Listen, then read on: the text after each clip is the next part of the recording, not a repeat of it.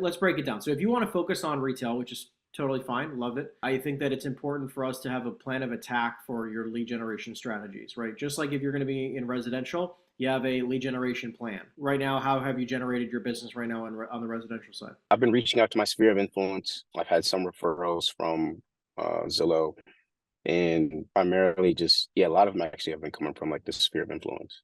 Cool. And are you And calling your sphere and then asking for referrals, or how are you generating that? I actually got a referral from my sphere, one of them though, but I should probably actually do that more. Like I had mentioned today on my live stream, actually, I was talking about how, lead generation, it's not a matter of if you do it, it's how you do it. Because I don't care if you're prospecting, your sphere of influence or cold calling, right? You're either calling people that you know or people that you don't know, right? I mean, that's the Right. name of the game, right? So it's just a matter of putting the time, energy, and effort into blocking off time every day to specifically be prospecting again your warm list or your cold list. It does not matter. However, you're going to be generating those leads. So it's like, do you have a specific amount of time or a time designated daily that you're prospecting? I had already like blocked it off from like 9 to 12 is the time slot I was looking for moving forward, I guess, Okay.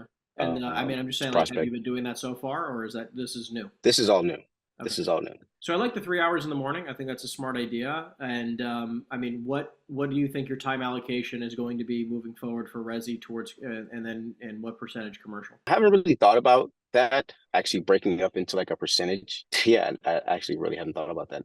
I was just going to I know it's hard to do both, but I guess I was just going to, I don't think it's hard to do both. I think anything in general is hard, right? Like, I think it's like, yeah, Tom Ferry once said years ago when I was at an event with him, and he said basically choose your hard because everything's yeah, hard, I like, right? I think that it's important to just kind of focus on the fact that, like, hey, if Resi right now is paying the bills, let's focus on Resi maybe 70 or 80% of the time, right? So that means something in the vicinity of one, maybe one and a half, maybe two at most days a week, you're prospecting commercial. The rest 3 or 4 days a week, you're prospecting Resi during that 3 hour block. And until commercial starts closing and you start actually earning some income from the commercial side, I think it's smart to stay on the Resi side as much as you need to in order to pay your bills. During that 3 hour window, let's just choose one day a week that you're going to commit to at a bare minimum for commercial business. Do you know what day okay. you want to choose? Yeah, Does not matter. it doesn't matter. Yeah, we could do Tuesday, or Monday. It doesn't really matter. The point is that I would just commit to a Let's day. just, yeah, let's just do Tuesday then. Great. So Tuesdays going forward from 9 a.m. to 12 noon is commercial prospecting only. That is going to be cold calling and warm calling during that window. You can flip flop it as many times as you'd like, right? Obviously, how long were you born in Atlanta? I was actually born in Cleveland, Ohio, but I've been down here since I was 10 years old, so Cool. Atlanta's home to me. Okay, love it. I just know it the best. Sure. So I'm saying you have a network in Atlanta, right? So you can work your network on the commercial side as much as you could work it on the Resi side. It's just a matter of having the conversations and asking for it. I Right. definitely would spend, I don't know if I'd say an equal portion, but definitely a portion nonetheless of cold calling and warm calling. The purpose of what I recommend is that all I want to do specifically to start with you, because I kind of want to, I don't want to, set a standard so high that you're not doing it, but I also want to set a standard too low where you don't achieve your goals financially. I'm a Gotcha. big fan of, like, what is an amount of, do you know the amount of conversations roughly you're having as of now on a daily basis Or what? for just new lead generation? I would probably say like maybe like 15. 15 conversations a day. I'd like to try to get that number to 30 within the next 60-ish days. You can do 30 next week and see how it goes, right? You can kind of see how close you can get to it and kind of give us a benchmark of where you're at. But the goal is that what we're going to do is that once we have your benchmark, which ideally next week, I'd like you to actually do that. Stick to the 3 hours prospecting every day and track the amount of conversations. We're going to give you access to a lot of documents and spreadsheets that you can use to track your data here. Okay, track your metrics. And we'll use next week as a benchmark. And then the goal is to say at a bare minimum in 60 days, you're going to be at 30 a day every day. Okay. Well, let's just see how close you can get to 30 next week. And by the way, if next week you're like 30 was a walk in the park, we're going to go for 40 because conversations obviously have a direct correlation to how many leads we're generating and how many appointments, then how many contracts we're writing. But it all starts with how many Right. conversations. The goal here is, like, I want to up level your standard. Now, obviously, if you go next week and you work as hard as you can, you only get to 20. Right, for the next 2 weeks, our goal is going to be 25, right? And we're going to really be pushing for 25 and see how close you can get. But just to kind of give you some reference, like, what is your financial goal this year? My financial goal this year, I would like to at least be in the six figures, like between 1 and 3. I mean, we'll talk about goal setting in a second, but I definitely would try to choose a number, right? So you know how to, like, do the math into your number. So it's like Okay, yeah. Well, then let's just go 175 then. 175. Cool. What's your average commission check as of now, like year to date? Yeah, I would say between like 7 and 12, I guess. 7 Yeah, and right 12. around there.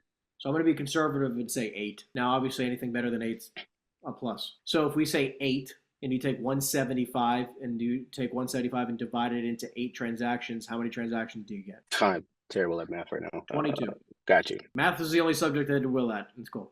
So 22 transactions. So Oh, 22. it's only something that you did well at? Okay, good. Yeah, 22 Not me. transactions.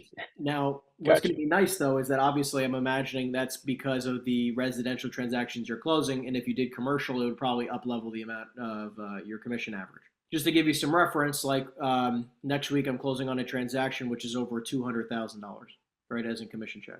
Just to give you some, like, the more that we can add that has maybe 6 figures to it versus 5 figures to it is going to allow you to obviously make those jumps to higher and higher goals where it doesn't seem so far-fetched, where it actually seems Okay. incredibly achievable. I obviously we can dip our toes in the water a little bit, but a lot of it's going to be the level of commitment you have to making your prospecting calls. Because listen, dude, if you do a $2 million deal at 6% commission, that's 120K. Or even at 5%, it's 100. It's not like you have to sell $20 million deals to make 6-figure checks. You can do 6 deals, okay? 6 deals at $2 million.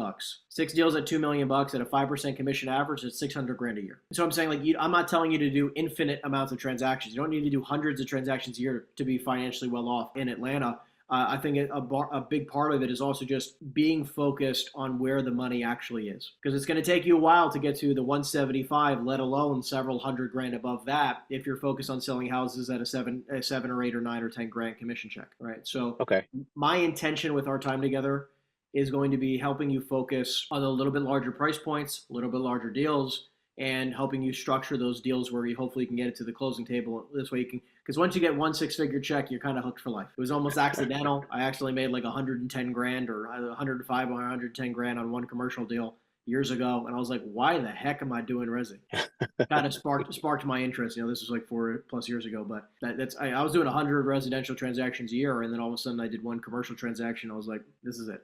This is my thing. At least to help support you in exploring that side of things. The interesting thing about commercial, though, is that keep in mind that, like, the sales cycles are longer. They're infinitely longer. So keep in mind that, this is why I recommend the slow transition versus the cold turkey. I'm not prospecting resi anymore. I'm just doing commercial. Slowly transition is fine. You slowly go from 1 day a week and then you close one deal. And now you can do 2 or 3 days a week and then 2 days resi. You slowly transition over to the commercial side. Way better strategy. Yeah. What else specifically? I know you said scripting. Is there anything else outside of scripting that you feel like you need support with Well, today? underwriting and the negotiating. That's why. Yeah, that's really what like attracted me was this script, underwriting, and negotiating. I was like, all right, seems like he does it all. Okay, cool. So number one, underwriting. Make sure you're on our training every Thursday. Every Thursday, which is 12 to 1, or roughly 12 to 1, sometimes 12:45, depending on just the questions that people have.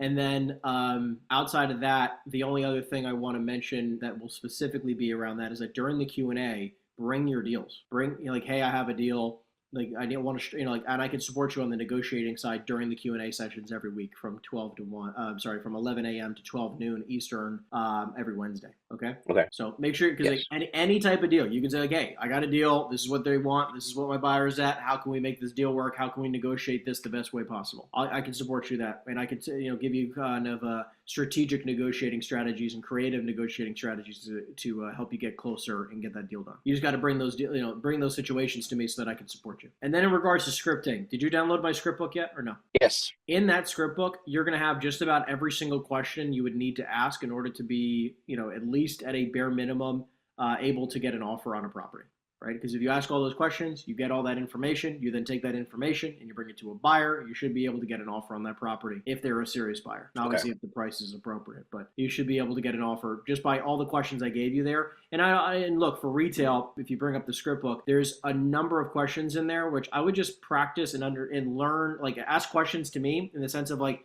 what does this mean? Why is this important, right? Really familiarizing yourself with the terms. Because realistically, it's like, look, I don't speak any other languages, but commercial is like speaking a new language than residential. So it's totally normal for you to be like, what's a cap rate? Why is price per square foot important? What's a cash on cash return? What's an internal rate of return? What's a WALT?